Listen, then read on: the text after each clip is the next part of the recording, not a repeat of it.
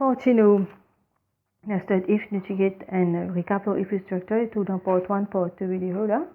Ensuite dans part 3 nous avons une introduction to nested if, nous avons comment nested if était, nous fait un workout. Maintenant nous besoin prendre une nested if qui est déjà en pseudocode, faire deviner en flowchart. Alors comment on procéder? Nous prenons premier exemple de voir que nous tu fais avant. Nous avons une nested if, else, and if, et ici nous avons un if à l'intérieur de nos parties else, if, else, and if, et nous avons une troisième if. Alors, sur réponse, c'est bobine comme ça. Le premier if, deuxième if, troisième if. Maintenant, comment se fait-il qu'un les suive l'autre et deux peuvent venir au un seul la ligne? Donc, comment on fait pour développer mon nested if dans cette façon-là? La première chose, c'est que maintenant, c'est un prompt. On fait mettre prompt là, ça c'est assez facile. Maintenant, nous faisons le premier if structure, c'est if, else, and if. Nous faisons ça premier là. Regardez ce qui nous a de côté else, nous pas considérer ça partie là, nous faisons juste nous structure. Alors, on prend as condition, toujours commence par une condition.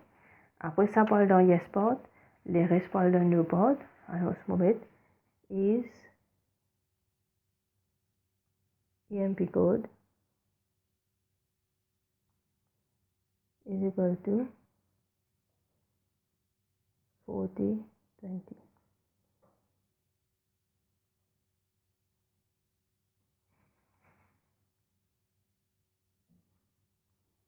Okay. Alors, dans yes part, nous prenons ça là, dans no part, nous prenons tout ça là. Nous qui est d'un côté yes, ici. Alors, nous faisons nos structures avant. Et là, nous mettons ça là. Ce qui veut dire, ça, c'est ça, la ligne yes. Ça, la ligne no. Et ça, point là, c'est mon indif. Ça veut dire que mon yes support, besoin avec mon no support. C'est ça, main if structure là. Nous avons yes, no, point. On a yes, no, point, and if. Ça veut dire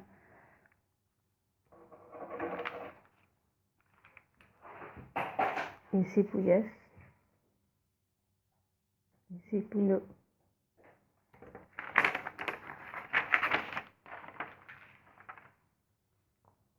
C'est en vert ici.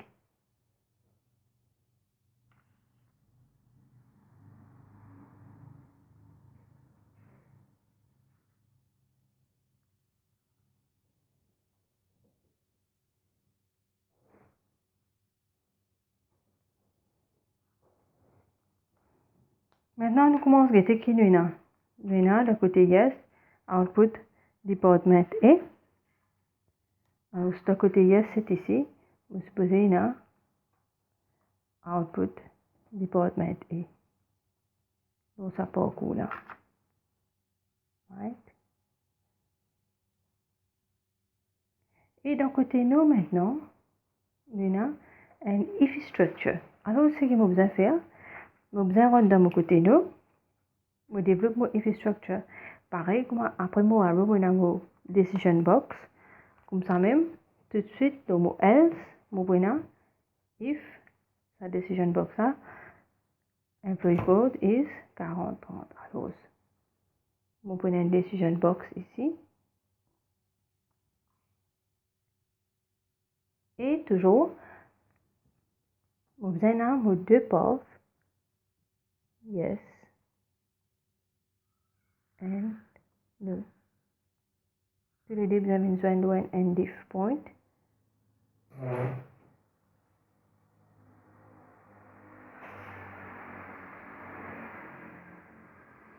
Ça, end if là. Et ça, end if là, il amène l'autre à l'autre end if là. On finit faire mon deuxième petit if qui est en bleu. C'est-à-dire que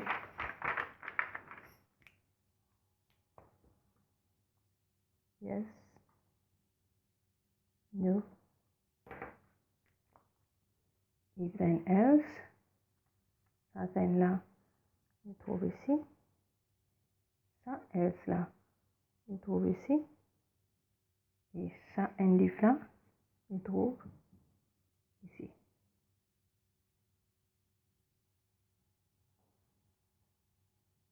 Ouais.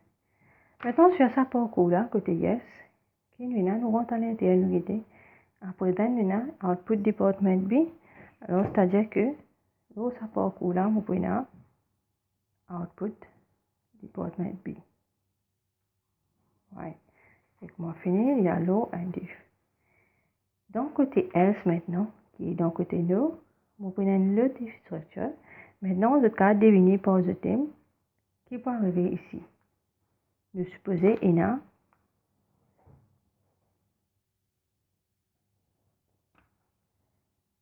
toujours un decision box parce qu'il commence par if. Quand nous sortons du côté else, the no arrow, puis amène le un decision box. So that no arrow, nous amène le decision box is employee code 40 40. Alors, c'est pas ça là, pas 40 20. Non, moi sans on était directement ici.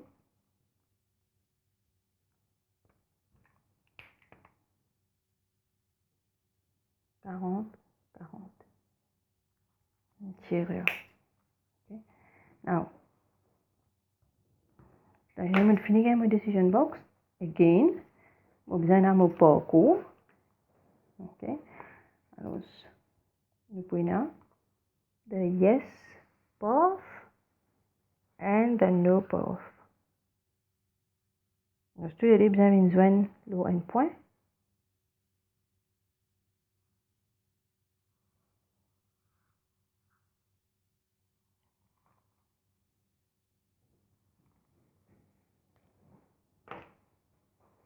Ici, le yes path, nous prenons output department ici.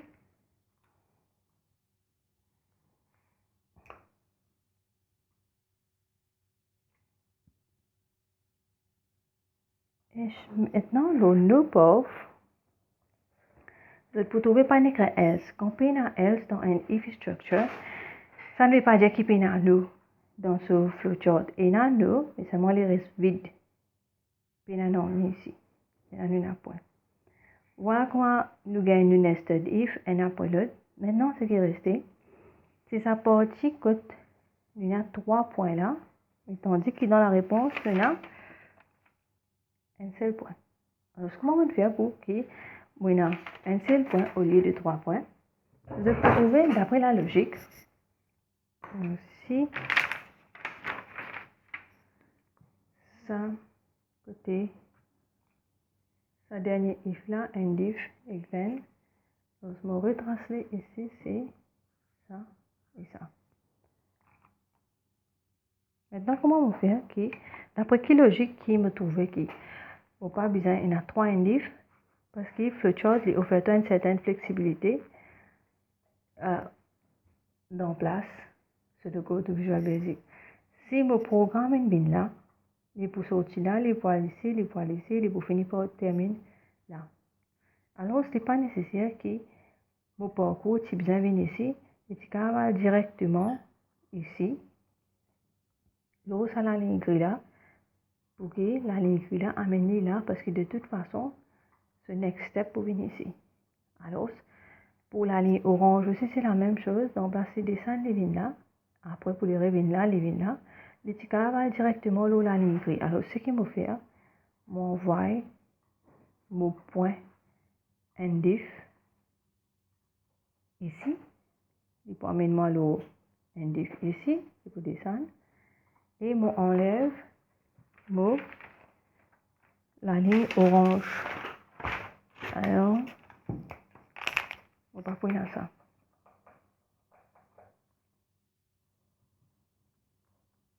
Voilà. Et on va pas prendre ça point là aussi. Pour la ligne mauve, c'est la même chose. Au lieu qu'il me fait un parcours, je prends l'espace. Je prends, je m'amène directement ici. et on enlève ça là, on peut enlever avec encore vu qu'il est déjà en pentel. Voilà.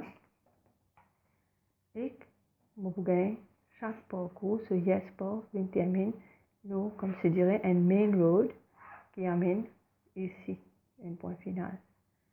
Voilà pour if structure. Il vient pareil comme